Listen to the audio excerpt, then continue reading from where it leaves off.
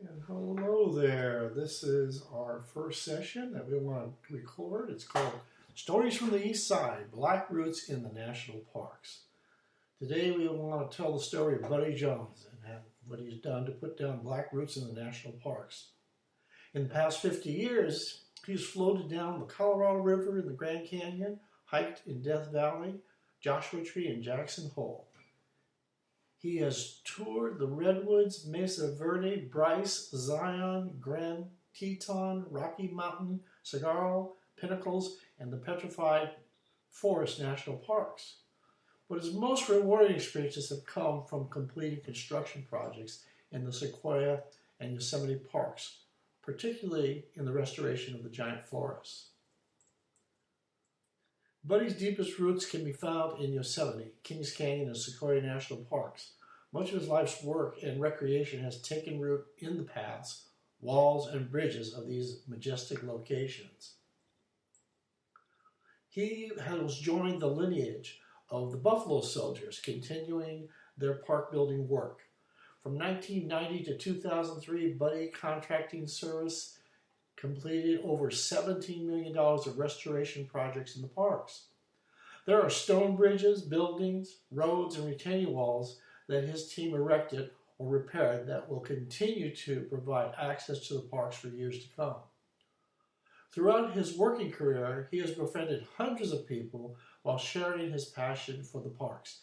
In addition to work, he organized dozens of camping trips for members of the Tulare Boys and Girls Club.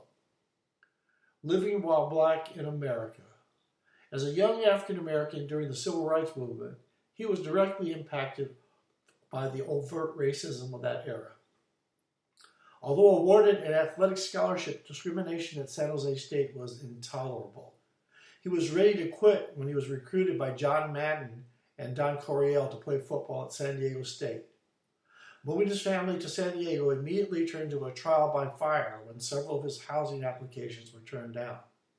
A black man with a white wife and two mixed-race children were not wanted in most San Diego neighborhoods. Eventually, he found a rental far from the college, only to find hostile neighbors brandishing guns and Confederate flags in their trucks. Crossroads. To protect his wife and two baby boys, he purchased a gun to conduct target practice in his backyard, alerting neighbors that he was armed and unafraid. Although he had broken bread with Martin Luther King and Joan Baez, he was well aware of his options to join the Black Power movement. He knew joining either camp would unfold hardship. Mastering the we. Buddy chose community work. After college, he began working as a youth counselor. In the late 60s, he was introduced to a fledgling self-help therapeutic community that was providing housing and education for recovering addicts. This organization, the Synanon Foundation, was not only a mixed-race group of misfits, they had established their own school that served the children of residents. He was asked to provide then what every American business school, police department, and nonprofit organization wants today. He was asked to be a black role model, a hard worker, a great father, a citizen engaged in building community. The goal? To help build a community that is working toward ending racism. Crossing the black-white divide. He moved his family into Synanon.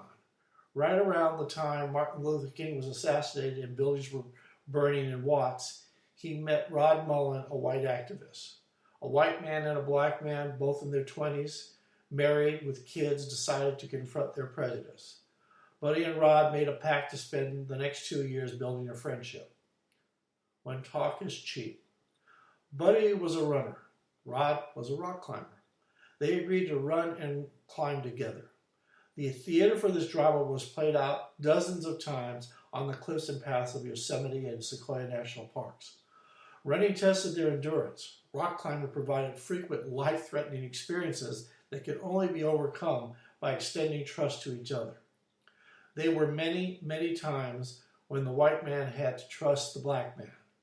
There were just as many times when this black man had to trust this white man. Over 50 years later, these two old guys still refer to each other as best friends. Rod Mullen and his wife Naya went on to revive and expand the Amnesty Foundation, an organization that helps ex-convicts and recovering addicts start a new life. Buddy has put down roots in Visalia. Over the last 15 years, he has been collecting wood that the river delivers from the national parks. He identifies the wood's origins and then observes each piece to find a way to create a new identity. After carving and polishing, Buddy creates outstanding works of art. Although he is no longer running a contracting business, his work never seems to end. Buddy Jones and Friends is a group he created that you can find on Toda.world.